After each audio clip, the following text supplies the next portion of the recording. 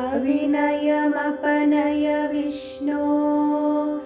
दमय मनःशमय विषयमृगतृष्णां भूतदयां विस्तारय तारय संसारसागरतः दिव्यधुनीमकरन्दे परिमलपरिभोगसच्चिदानन्दे श्रीपतिपदारविन्दे भवभयखेदच्छिदे वन्दे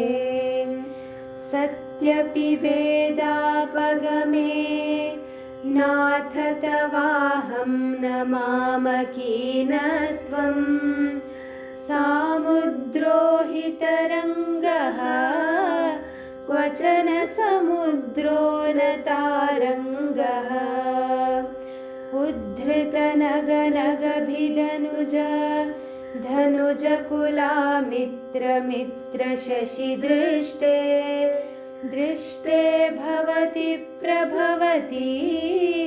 न भवति किं भवतिरस्कारः मत्स्यादिभिरवतारैः अवतारवतावता सदा वसुधां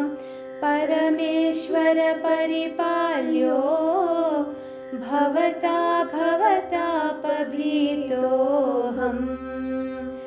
दामोदर गुणमन्दिर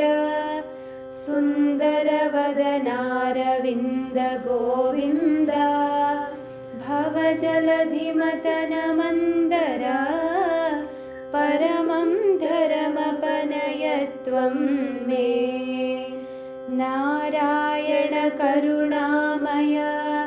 शरणं करवाणि तावकौ चरणौ इति षट्पदी मदीये वदन सरोजे सदा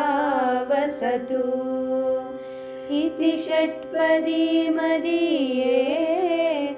वदन सरोजे सदा वसतु।